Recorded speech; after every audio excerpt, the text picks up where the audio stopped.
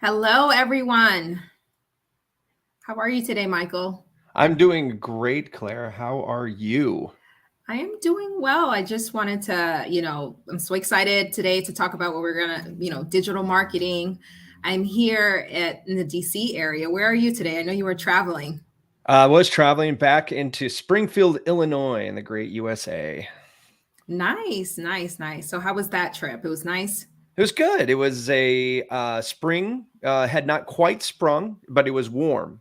Nice. So still a little gray, but warm. And I'm okay with that. We were in Boston, New Haven, Hartford, Connecticut, up in Nice. Vermont. We went to 5 Nice. states in 7 days. Nice, nice, nice. Yeah. This summer, I'm hoping I'm going taking the kids to Europe. So super Nice. excited. Yeah, for the first time. So super Nice. Oh, that's your excited. first, their first time or your first Their time? first time. Their first time. So Gotcha.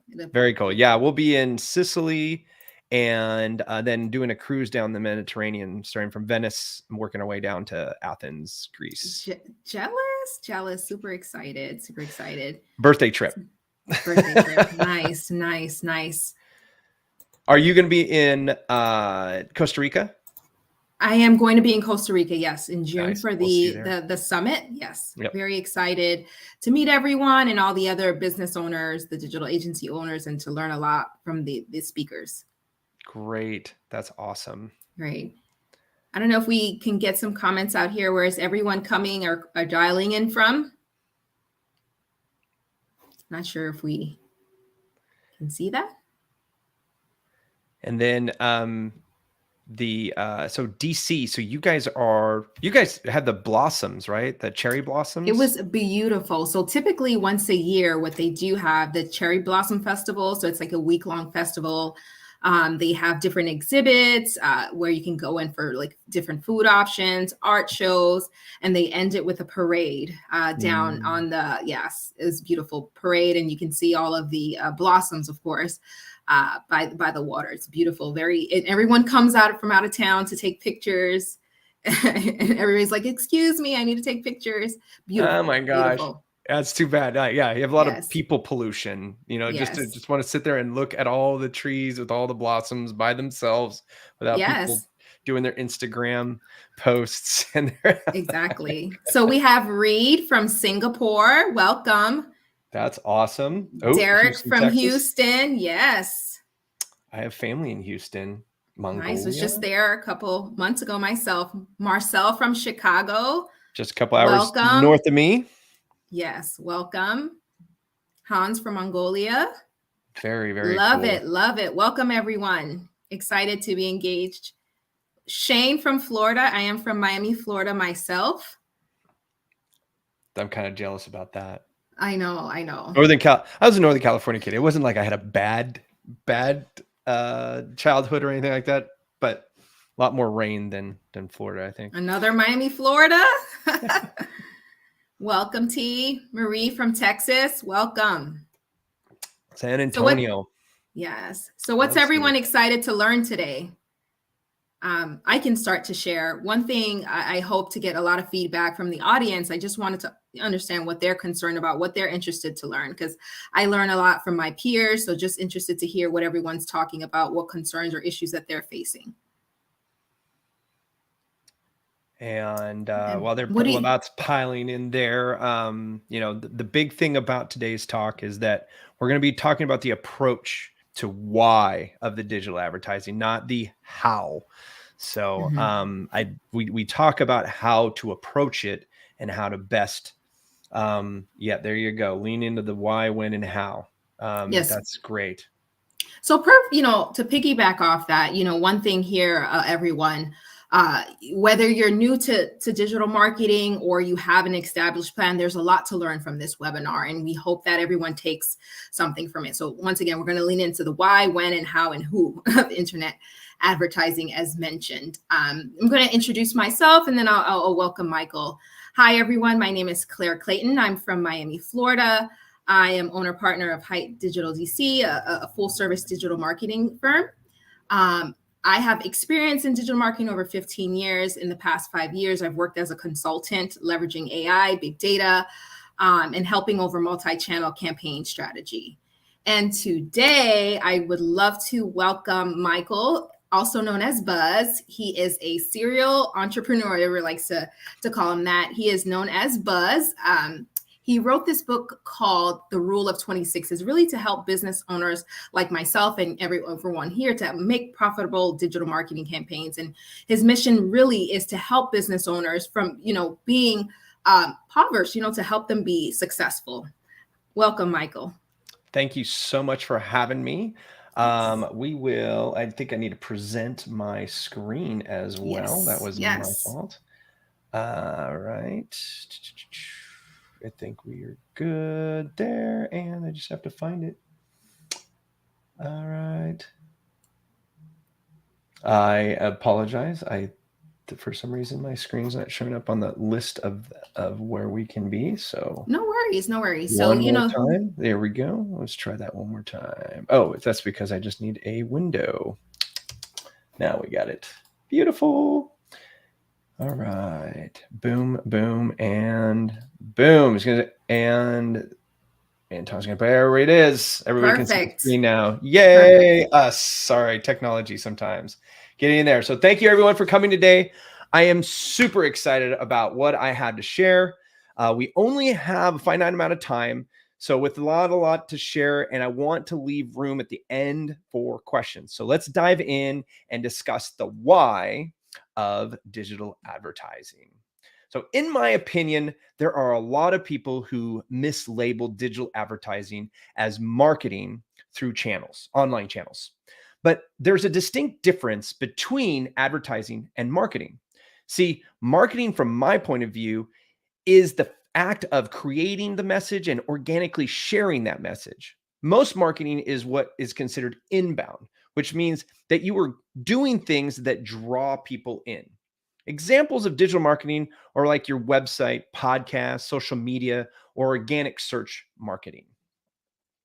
Advertising, on the other hand, is the act of paying for space to put your marketing message in front of audiences. Advertising is considered outbound because you are reaching out to your audience. Some examples of digital advertising are like Google ads, website ads, podcast ads, and those types of things, anywhere you're paying for it. So when we're saying advertising, we're really saying rented outbound voice. And usually we are calling our audience to action, and marketing is usually the magnet that draws them in. So before we dig into why you should engage in digital advertising, it's important to understand two main reasons you should not advertise online. Getting more traffic to your website or through your doors is a bad reason to spend money on digital ads. There's a plethora of ways to get traffic without advertising. So until you exhaust those means, it's really not a good idea. For those who have companies with a sales cycle that includes sales calls, you've probably been approached more than a few times to advertise your company to get more calls or appointments. Another bad reason to advertise. But again, this is not, it just isn't, let me say that again. Getting the calls is not the reason to advertise. And you're going to ask me why. Why is it a bad idea to advertise before you maximize your marketing? Well, the simple answer is cost. See, until you have mastered your messaging and your marketing has proven itself time and time again to be effective, any advertising you do will be inefficient and expensive. So if you're new to marketing, then advertising is the last thing you want to do. It's better to test your message while impressions are owned rather than waste money on impressions that are gone in a blink of an eye. So now we understand why not to pick digital advertising. Let's dive into why you would want to pay for it. Most will simplify the answer to this question with amplifying what is already working. But really, the only answers to the questions of when, which we'll cover later, your why should be more a question of why pick digital advertising over other types of advertising. I say there are four main reasons why you should choose digital advertising over other channels like TV, radio, and print. Let's take a look at each one individually. The first why is the most important why: focus. Digital advertising allows you to get laser focused on only the perfect audience for your business. And there are three main ways to get to the target of your audience. The most common targeting is by demographics. These are indicators like age, gender, ethnicity, marital status, education, income, and employment. The second most common way is to target by geographics, or what is called geo-targeting in the digital realm. As the name alludes, this is when we focus on where your audience is seeing your ads or where they live. This is great for local businesses who can only serve clients in a certain geographical area. The last type of focus is psychographic targeting, which focuses on the interests or lifestyles of your perfect client. You can also use psychographics to pinpoint audiences with particular opinions, attitudes, beliefs, and values. The real power of these three types of advertising focus, let me say that again. The real power of using these three types of focus is when you use them all together. For example, maybe your perfect client is a woman in her mid to late 30s who lives in Chicago, is a dog lover, and is very earth conscious. You can see the power there. You can start to see how focused we can get with the digital ads where you can't with other forms of media that really only allow you to get detailed on the where, but not as much as the who you want and the psychographic profiles of those particular people. So the first why of digital advertising comes down to the ability to focus on attracting the perfect prospects into your sales process. How much time do you think your sales team would save if you were able to drastically reduce the amount of unqualified leads contacting them from your advertising? The second why to digital advertising is reach, which comes in two forms. In the first why, we discussed the focus you are targeting, with means you are more than likely reaching the right prospects for your product or service. The great thing about this is that you now aren't paying to reach people who are not a good fit or who won't be buyers regardless of your marketing message. So reach is about the efficiency to which your advertising message is reaching the most profitable audience.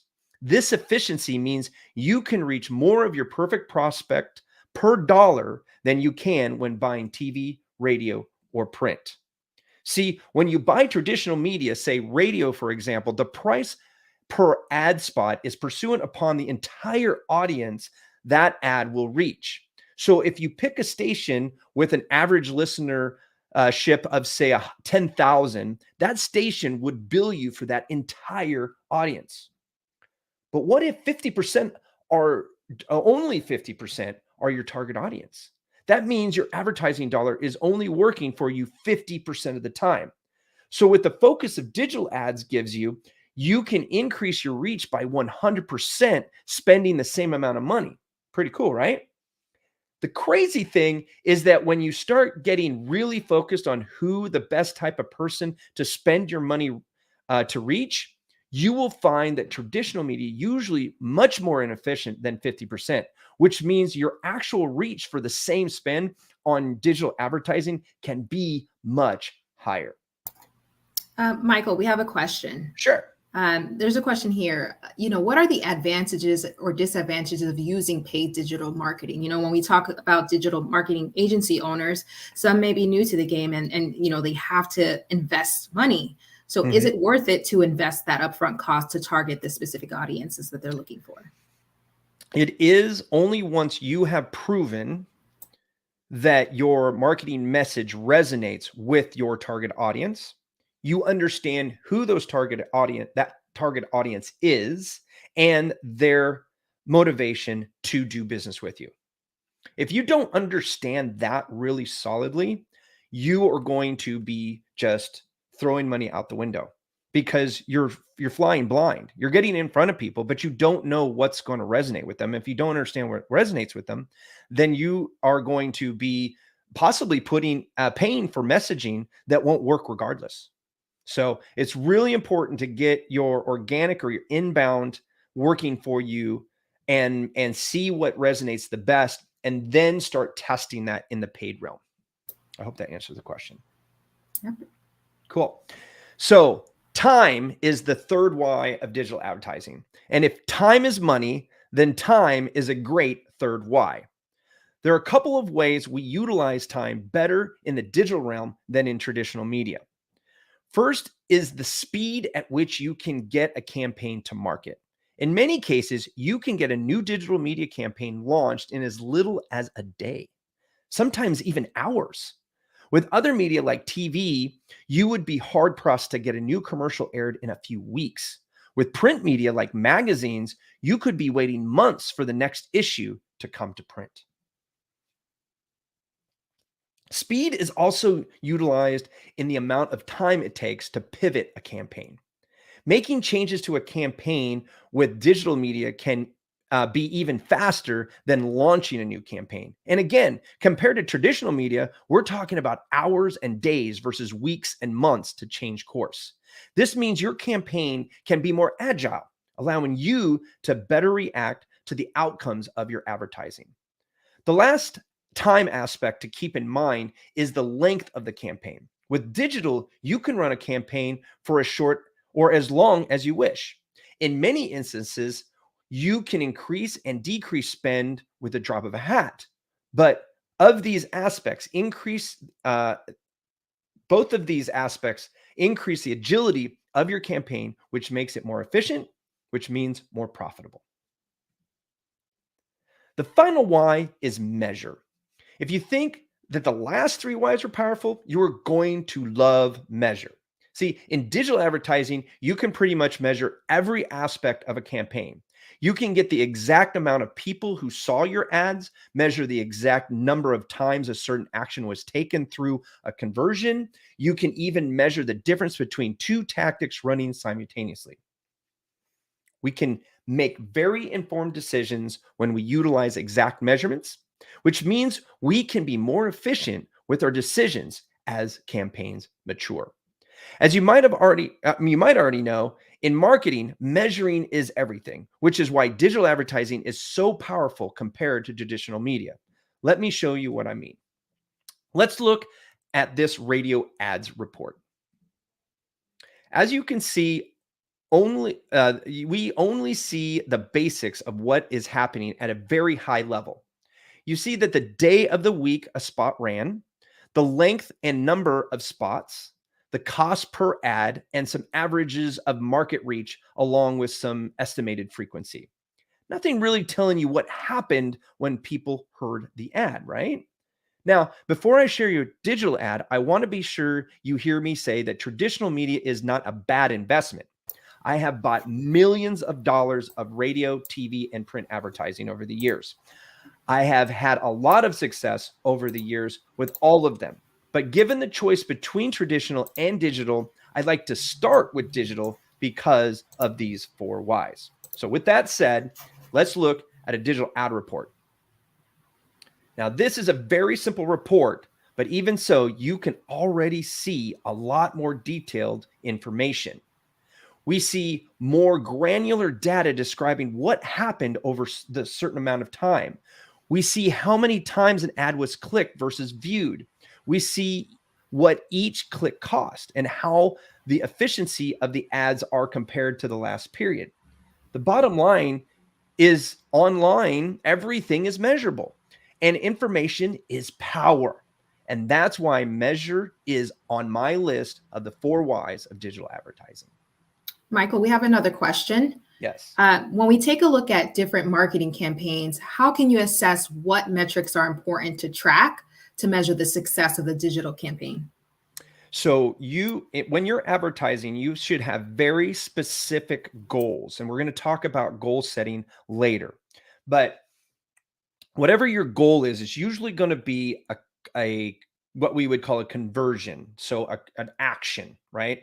For salespeople, they either want a phone call or they want a form fill, right? And that form fill just like when you're using your organic marketing, people fill out a form to then get more information, right? So whatever that is, that you have to be very specific on what that looks like for you in order to make a decision of whether that's going to be profitable. And I'm going to show you some of those metrics later, so I'm not going to go too far into it right now. Good. Great. Awesome. All right. So now that we understand why we would choose digital advertising for a business, we need to get clear of the when. If you are looking for the short answer, I would tell you it depends.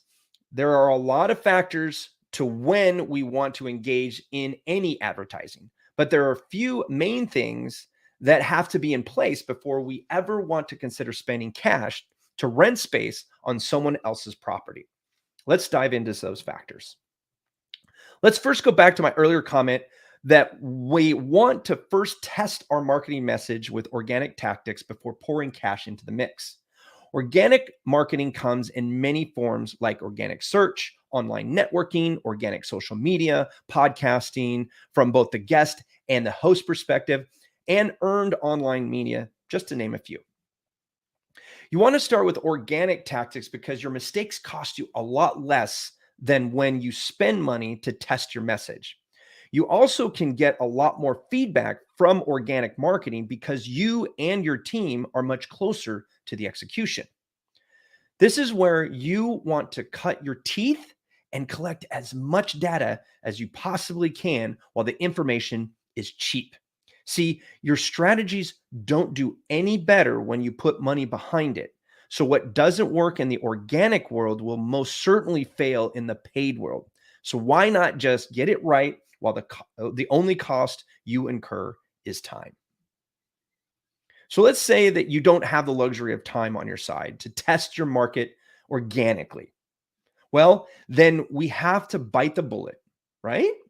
Or maybe not. Remember, advertising is fuel to an already burning fire. So even when you haven't the time to prove your concepts, doesn't mean it's time to just start burning money to see what sticks. It's only after you have exhausted all of your hustle and can only do more to get more, then it's time to advertise. So what I'm saying is that if you feel like you don't have the time to prove your marketing's efficiency, make time. There are literally hundreds of ways to test your message before buying a single ad. Get creative and don't be in a rush to spend your hard-earned cash. Now, let's say that you have a proven concept, your message is resonating with your target market, and you're ready to take on more business. Congratulations. You are ready to engage in digital advertising. But before you go jumping into the lake all willy-nilly, I want you to stop. Take a breath and take your time getting started. This is a big moment for your business. This is where many businesses find their fate, good and bad. So before we get our feet wet, let's discuss how to best approach digital advertising. As you probably already gathered, there are a lot of moving parts to digital advertising campaigns.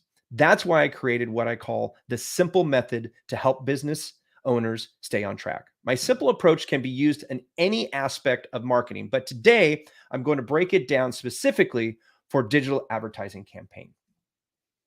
The first step is creating your strategy. We have 6 steps to creating a plan.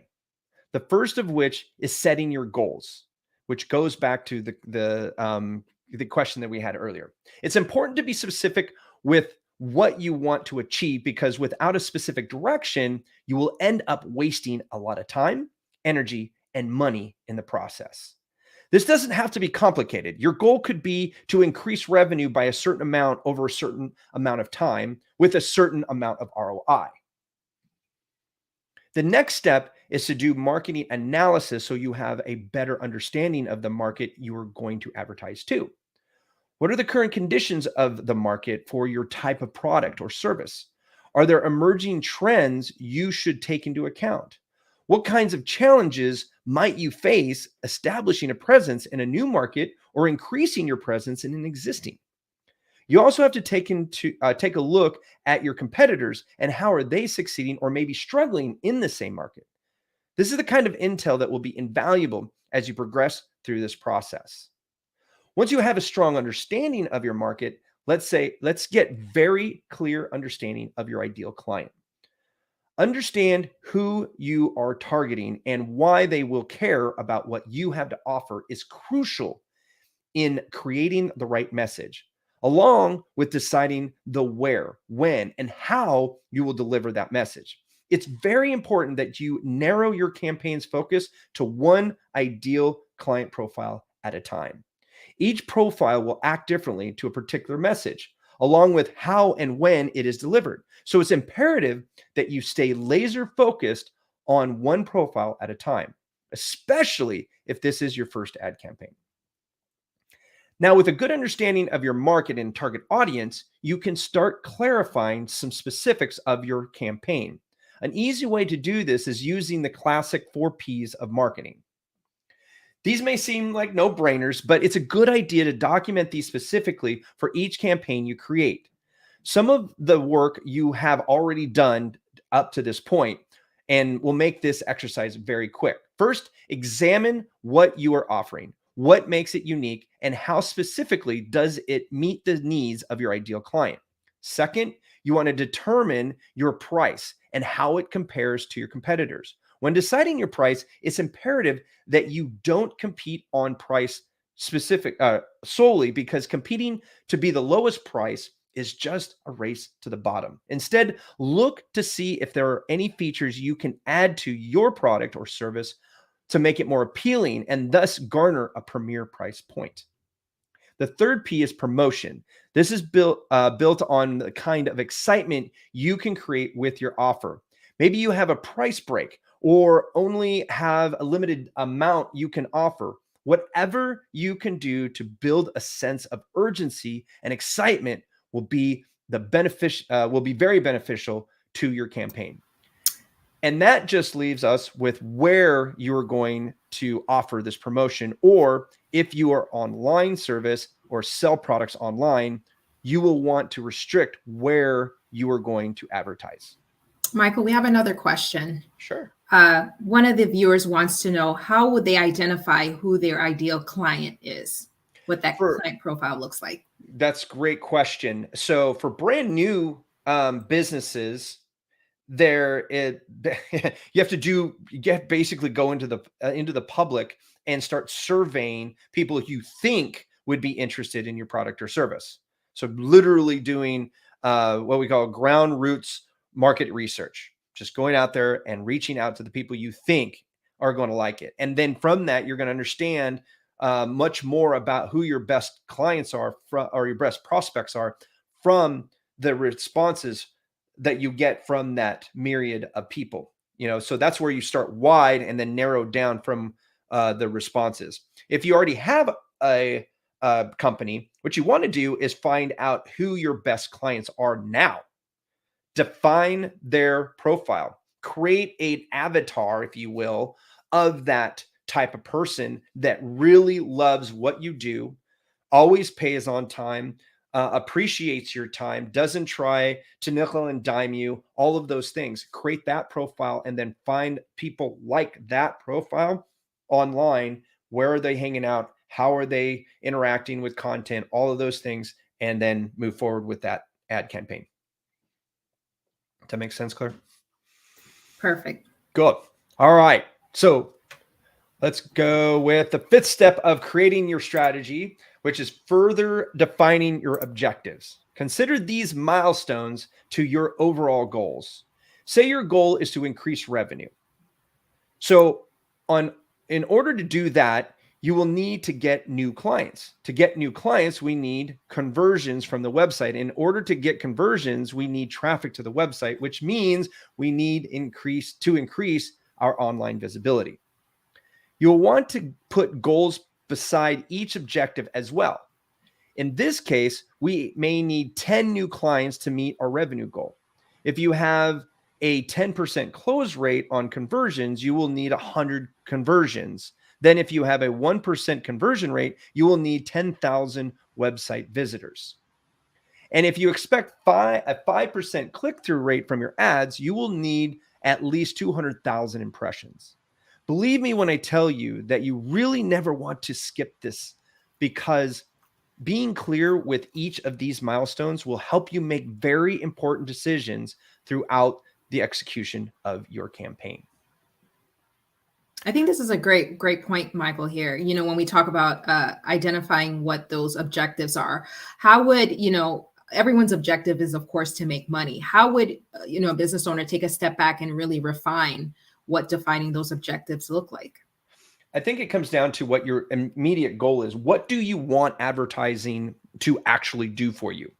Most cases, it's more sales, right? Sometimes it isn't. Sometimes it's just top of mind awareness. And that's a whole nother another conversation because that's top of mind awareness. Ad campaigns are more for established businesses, and especially for like enterprise level, where it's just like Coca-Cola. They just want to know that that we're still here. We're still selling Coca-Cola, right? Not that you need to buy a Coca-Cola right this second, right? There's very few times that we've had, advertising where Coca-Cola is like, buy today, right? Like it's more of just, the next time you want to be happy, grab a Coke, right? So with this example here, we want specifically 10 new clients, okay, over a certain period of time. When you reverse engineer what it's going to take to get 10 new clients, like I just broke down, it helps you understand what you need in advertising versus just going out there going, we need 10 new clients, so we're going to advertise until we get 10 new clients. You're going to burn a lot of money doing that. Does that answer your question? It makes perfect sense. Thank you. Beautiful. All right. So real quick, we want to make decisions, right? So the first decision is to set the budget, which is also the last step of the strategy process. There are a few ways you can approach setting a budget. The easiest way is to take the milestone goals of your objectives and reverse engineer them like we just did, okay? Be sure to take into account project management and production costs along with any related ancillary costs you can identify. This budget needs to cover the entire timeline of your campaign without consideration of potential sales from the campaign. What I mean here is that what can you afford from start to finish without a single sale from the campaign?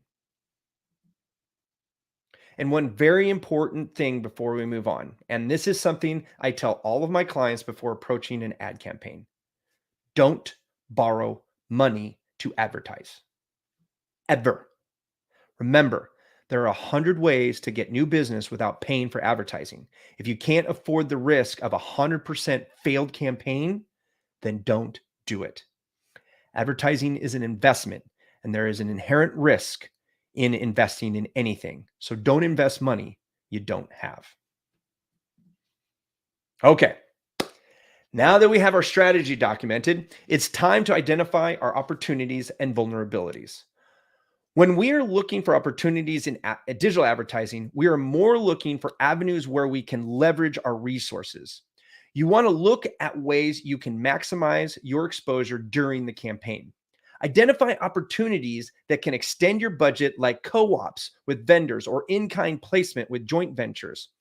Every penny counts, so be frugal and thorough in your search. Your bottom line will thank you for it in the end. And be sure to look at ways to collect information about your audience, like emails, so you can nurture those relationships if they don't buy immediately.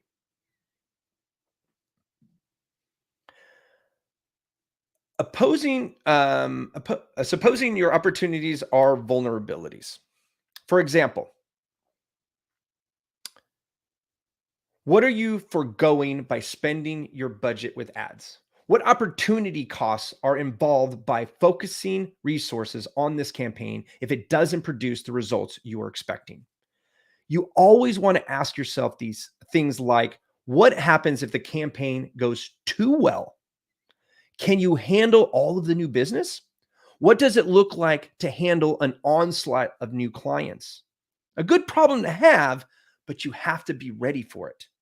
The key is to identify the key to the identify stage is to look at your campaign from every angle to minimize surprises along the way. The better prepared you are for all scenarios, the better. Now it's time to dive into research stage. The first part of research is market, or the who. You have done a lot of this work already with your inbound marketing and strategy, but now you need to take that information and apply it to how your target audience interacts with the internet. Market research will uncover your perfect prospects' digital preferences, like where they like to consume information, what social channels do they prefer, or when are they most likely to be online. Once you have a clear understanding of your avatar's digital behavior profile, you will do marketing research and analyze digital ad products that will best meet your target audience's preferences and your budgeting constraints. At the end of this phase, you will have documented the where and how you will be advertising online. And now it's time to create a plan of attack. During the planning stage, you will document who is responsible for what and what timeline will they be working with. The best way to approach the planning stage is to reverse engineer everything from the campaign launch back. For example, what does the advertising vendor need and when do they need it by? Then what will the designer need? What time will the designer need? And what will they need to produce the ads, and when do they need to have everything for it to be ready? How long does your internal team need to gather assets for the campaign, and so on?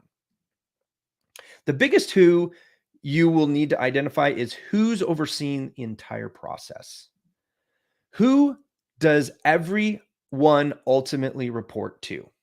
This person is usually called the campaign manager and is best suited for someone who has an expert knowledge of the entire process.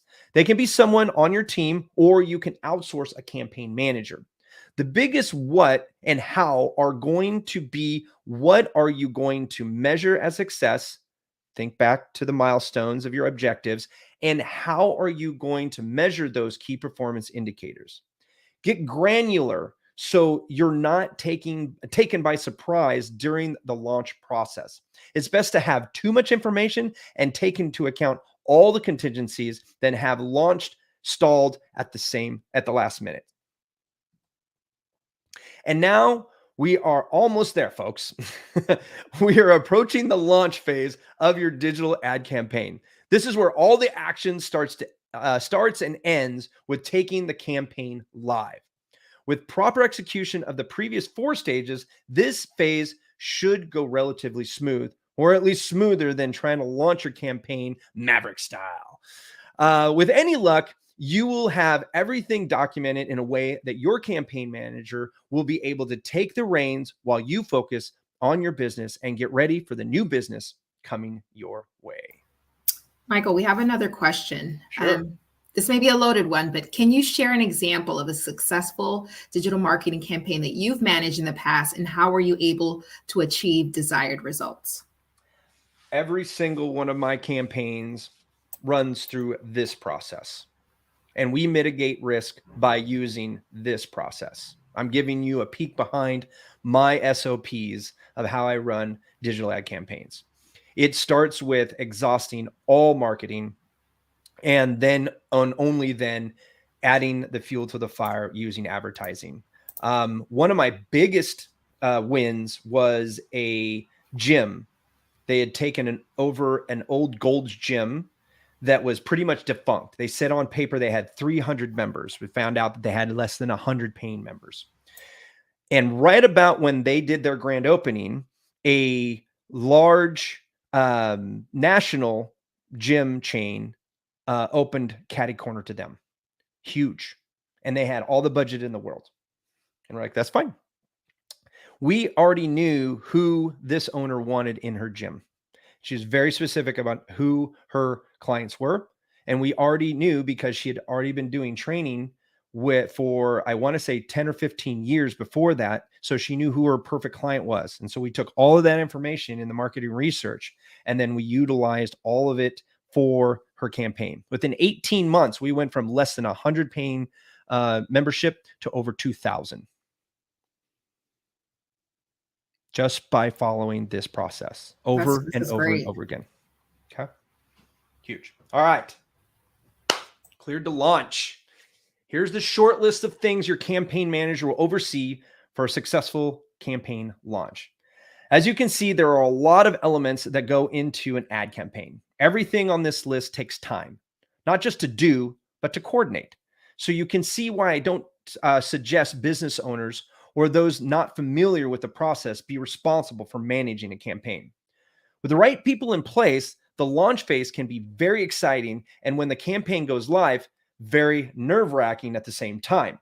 So be sure to temper your expectations and try to enjoy the ride. Congratulations, your campaign is finally launched. Now what? Well, this is where you get ready for the good and the bad of advertising. With any luck, you will see some early success and you'll start getting busy, being busy with new business. Regardless of the outcome, evaluating results is the key to sustaining paid campaigns over time. Your numbers show you what is working and what is not working, which are both important. When things are working, the numbers show us where we can increase efforts to scale the outcome, while we always learn from underperforming campaigns. I unfortunately don't have the time to go over how to set your tracking, but this is something your campaign manager can do for you. The key for you is to see numbers you can understand and ask the right questions of your team to help make informed decisions.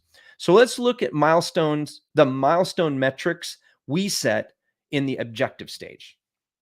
Our main goal is to increase revenue. To meet that goal, we need 10 clients. This is an easy metric to measure internally through your CRM or just looking at your accounting program. The next 3 metrics can be shown in a simple report through the network you are advertising through, your website's Google console, or possibly your CRM. Your campaign manager should meet with you on a frequent basis to go over these numbers and discuss the good and bad of the campaign.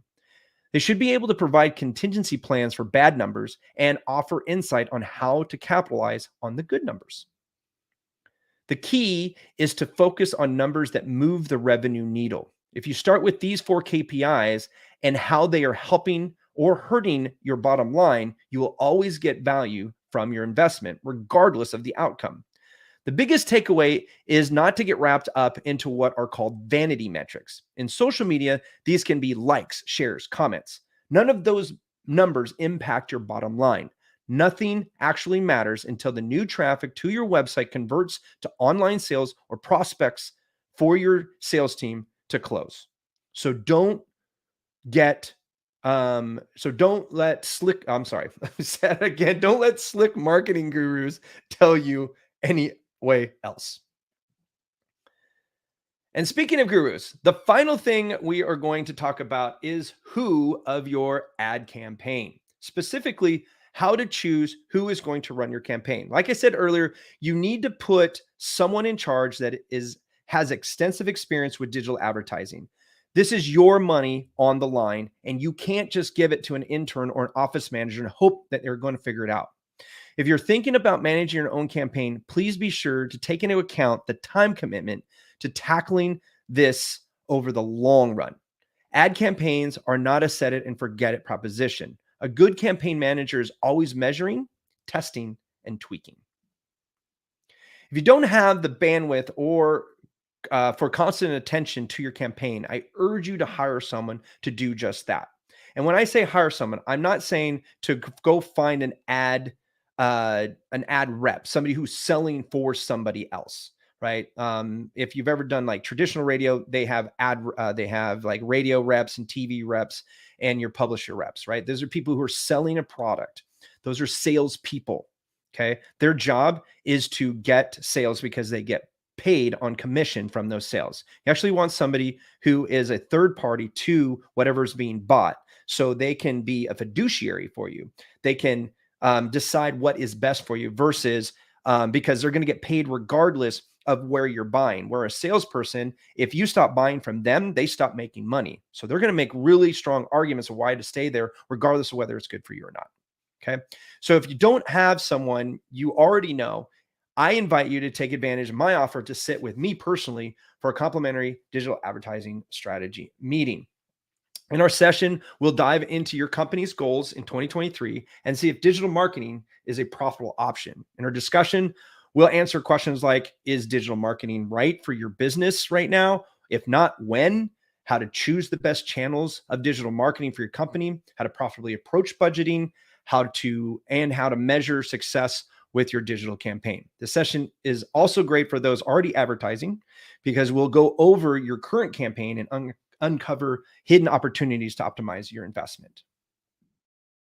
Well, we've made it to the end. I have met my goal. You now have a general understanding of what digital advertising is, along with when and when not to consider advertising. You also now know my simple methodology to help best prepare and launch a new digital campaign. If you'd like my simple checklist, please email me at buzz@buzzworthy.biz, and I will send you a Google Doc with the 6 stages and notes to help you navigate the process specifically for digital campaigns. You can also use my email, buzz@buzzworthy.biz, to schedule a complimentary campaign audit. And I'm also the host of the You Are Buzzworthy podcast, where I share insights to running a profitable business and frequently shared great marketing tidbits on social media. So be sure to subscribe, follow, and engage where you most like to consume business and marketing advice. And with that, I think we have time for questions. Yes, we have a few. So here's the next one. What is your approach to targeting audiences with paid digital marketing? And how do you ensure these ads are actually reaching the right people? A really good question. So first, we go back to who we want to approach, right? When we're taking a look at, who you want, you have the avatar, right? So in digital, we literally can create filters on who sees the ad. So when you're working with your manager, they know how to get those filters in place with the third-party advertising platforms. Okay, now I'll use Google ads real quick because we all have access to Google ads.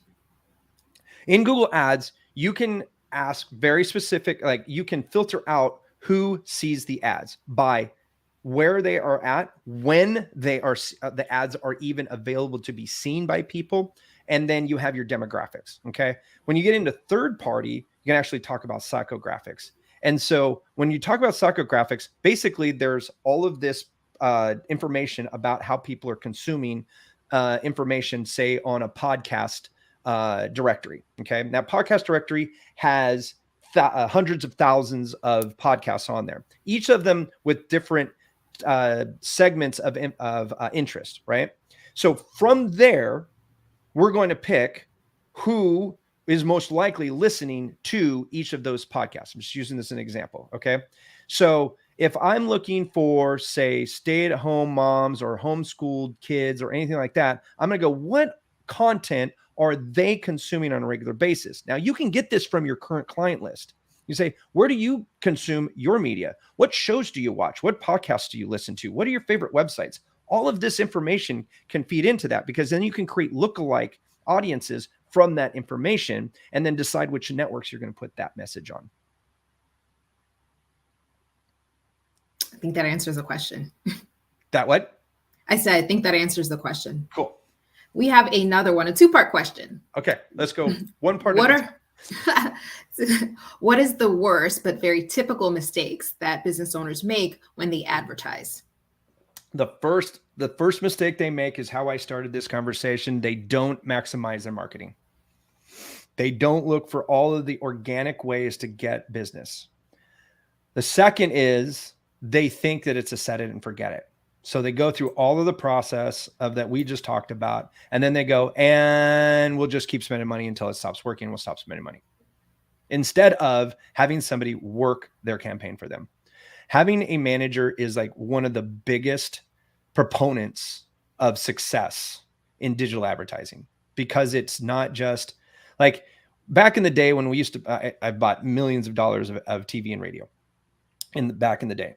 And, it used to be where we would make the purchase, And then we really could only look at what's going on about twice a month. Right. You know, it wasn't like we could sit there and go day to day, like, how are your calls today? It doesn't matter, because what's going to go tomorrow is already in queue at the radio station or the TV station. We can't change it, right? They have to have like up to 72 hours to make any changes. Okay. And in some of these, and in some of the instances, your contract doesn't allow you to sometimes swap out too often, right? Digital advertising allows us to do that. So those are the two big ones. Yeah. And what's the second part? I know what is very typical. I know we talk about typical and worse. I don't know if that's in the same category, but how would you bucket that, I guess? I think so that these business owners can. Then the higher, so those are the worst, right? But the typical one that most people don't realize is costing them money, I think, is the question here. So they're doing this and they don't even realize that they're bleeding money out the back end of their campaign. And that mistake is not being more specific with their targeting. Being specific with your targeting allows you to be very specific with the changes you're doing in your messaging. And so when we go too broad, we're going to get response, but we don't know how much of the response is lacking because we've spent our whole budget on too wide or too broad of a swath. Yeah. Does that make sense? It makes perfect sense. And so and the reason people do this, and this is the tip, and this is reason it's typical, is that business owners don't want to lose business. And so what they're doing is like, well, we're going to do this wide net and we'll just filter out everything. Yeah. But in advertising, we already know who we want, right? So if you're going after salmon, don't throw out bait that is good for salmon and char and rainbow trout and right? You just want the salmon. The salmon is the only meat that you want to eat for dinner, then only fish for salmon. Yep, agreed. Sorry for any vegetarian or vegans out there, but I have another question. This is my question as well. I know we talked about selecting your campaign manager. A lot of clients that I work with choose to do it internally, right? You have the business owners that wear a lot of hats and try to do it all. Do you recommend that business owners take it in-house or leverage a marketing agency or consultant to help work their marketing campaigns? For small businesses, man, as agency owners, right? As a business owner, our bandwidth is so much, right? So when I'm doing my marketing, let me give you this. I'm a marketing guy, right? But I'm really good at certain things in marketing. Search marketing and paid advertising is like the two biggest things for me. Okay. We build websites. That's great and everything. But like when it comes to advertising and marketing, those are two big things. So that means that with social media, I don't do that in-house because it's not what I'm really good at. So why would I spend the precious time I can't replace, because I can always make more money, but I can't replace that time and the opportunity costs of struggling through something that me or my team that is in place are not as good as other things we can be doing with our time is a waste of money, because remember, time is money. Okay. So if you're big enough to have a, say, director of marketing, and that director of marketing has experience in advertising, then yes, you can do it in-house. I work with a lot of established medium-sized businesses that I work with their directors of marketing who handle all of their social media, their email marketing, their some of their traditional advertising, stuff like that. But then they're like, hey, listen, we want to get into programmatic search marketing and these other third-party networks. And they don't know. So they bring me in to just consult in just that. And then from there, if there's something else that they need and I'm not an expert, I get one of those people into the mix too, because that team is much better to keep all of those things running, because you can only do so much in a day. You can only get so much done in a week. And if you try to juggle too many balls, even as a seasoned marketing director, you're gonna drop a ball. Yep, agreed. Here's a fun one. What are some emerging trends or technologies in digital marketing that we should be aware of? You should be aware of AI. I mean, that's the elephant in the room that everybody's talking about. And the biggest thing that you want to use AI for is an aid to helping you with copy, not to replace copywriting, but to help you structure copy. So if you're in a content marketing or anything like that, so maybe you're doing long form advertising, right? And so you have it to where you have like a social media ad, and then that leads to a long form sales page. People are now saying, "Oh, we'll just have the chat bot write that copy for us," and then they put it out there. Problem is, it has no human element to it, and a lot of times it's not really proven, right? Like what it's writing is just basically a culmination of a bunch of things that it can scrape from its database, because that's all AI is. So like when you go to OpenAI, it's all the information that OpenAI dumped into the computer to chew on up to 2001. And then it regurgitates a culmination of information. Doesn't create anything new. So while you could go and ask it, what was the best performing copy for ... and use that as inspiration? Heck yeah, because that reduces the amount of time it takes to write, because you're using it for research and structure. But actually writing it, I would say keep it human optimized, or AIO is what they're calling it. I agree. So this is another more tactical question. What about remarketing campaign? Say for everyone who's visited your site and spent a certain amount of time, do you think it's most effective when leveraging ads? I love retargeting. You just have to have enough traffic for retargeting. And so a lot of times websites are not getting enough traffic for the algorithms to chew on it. Okay. So you have to have hundreds of visits that are abandoning without converting for most of these algorithms to take full advantage of retargeting. But yes, I love retargeting, and we build in retargeting all the time. So even if I'm not doing search marketing, I'll use the retargeting algorithms that are based in search, in like Google Ads or something like that, to trigger those, right? Or say the social media, they're seeing things, they click on something, but they don't do anything. I'm going to pull those in for retargeting for other things. So I'm going to use those cookies to then feed them into other networks that are more display oriented, that are outside of that channel right there. Get them when they're in a different state of mind. Retargeting is great for that. Okay. Great. Oh, so real quick on that. And when you're retargeting, don't just regurgitate what you showed them the first time. Like the retargeting ad's a great one to, especially if you have like abandoned cart campaigns. Say you're doing an e-commerce. Abandoned cart campaigns could be like, did you forget something? Like, be really specific with it, be creepy with it, and test it. I mean, it doesn't always work, but a lot of times if your brand lends to being direct and dry, use it to your advantage. And it's like, hey, this pair of shoes is still waiting for you over at blah, blah, blah, blah. Click here and we'll give you 10% off, or whatever your call to action is there. Because otherwise it's just another ad, right? Right. Well, we have another question regarding Google Ads. Okay. If the goal is to get phone calls, as an example, and we have tags set for call forwarding, what is the best max conversions with target CPA, enhanced CPC, or how about performance max? Okay, let's back it up here. So you want the phone calls. Yep. And you're forwarding the Google generated phone numbers to your call center. Yep. And there's tags that are set. Okay, tags are set. So what's the first part of that question? What is the best max conversions with a target CPA?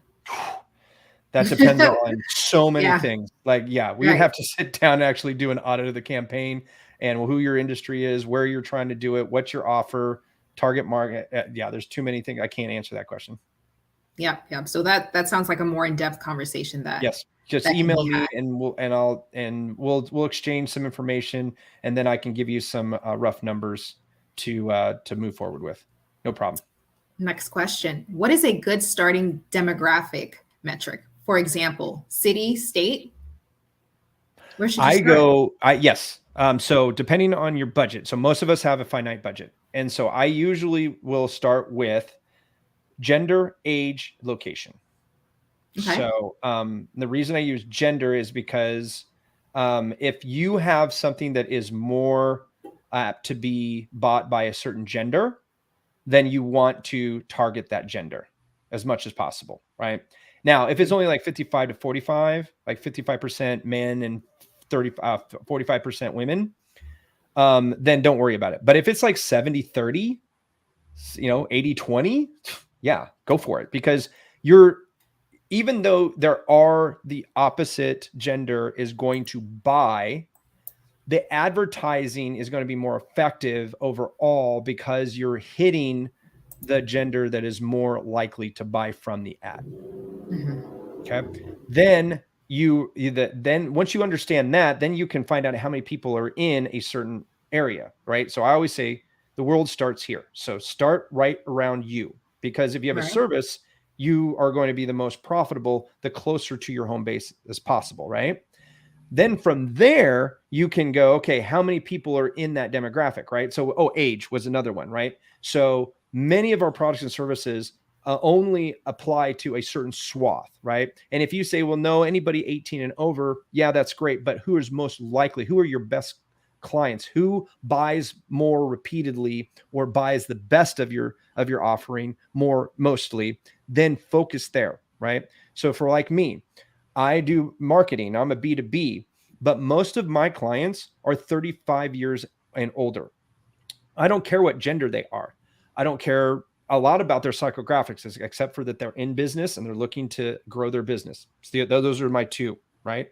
But other than that, if they're too young, one, they most likely don't have the budget to afford the help that I provide, or they are a do-it-yourselfer, and do-it-yourselfers need somebody different than me, right? And so I've found over the last 17 years that on average, my best clients are at or above 35 years old and under 55. Because if I get too old, the technology that I'm talking about is too confusing. And so it takes too long to convince them that what we're doing is actually working, because they don't understand it, right? And if you just don't understand it and you refuse to try to understand it, that's a bad client for me, because you're going to take a lot of my time that I could be giving to the next client. So there's a second part to that same question. When we think of locale, should we focus on cities or statewide? Depends on the density of your demographic. So if you only have, so say we looked at that 200,000 people, right, that we were trying to reach with the example that I had. From there, and here, let me get out of this. Here, from there we go. I'm going to stop screen. There we go. From there, we're going to say, okay, say you said, I only want to talk to people who are 35, 45 gender. You have a gender specific, and we're in, say, Springfield, Illinois. Okay. There's not a lot of people in Springfield, Illinois. Okay. There's not even 200,000 people in Springfield, Illinois. So if I say just men, right, I'm going to get roughly 50,000 people, or 50,000 people. But if I'm saying 45 to 55 or 35 to 45, I'm probably only talking about a couple 10,000, right, out of the whole city, right? And I'm trying to get 10 times that. Well, right outside of Springfield is cornfields and soybean fields, right? So I'm gonna have to go way wide on that. Or do I just shift my epicenter to St. Louis, which is only an hour and a half south of me, and where there's 350,000 people? Well, maybe those demographics that I had will hit 200,000 people. There's probably not. So we'll probably have to go out from there. But having a big epicenter and being very specific with your demographic will help you not have to go too wide. All right. Thank you. We have come to an end. I want to thank everyone for taking the time out to join the webinar, for giving some engaging questions. Michael, thank you so much for all of it, area of expertise and all the feedback that you've provided. I know that you've given some follow-up information for anyone to contact you if they have any questions. Just wanted to say once again, thank you, everyone.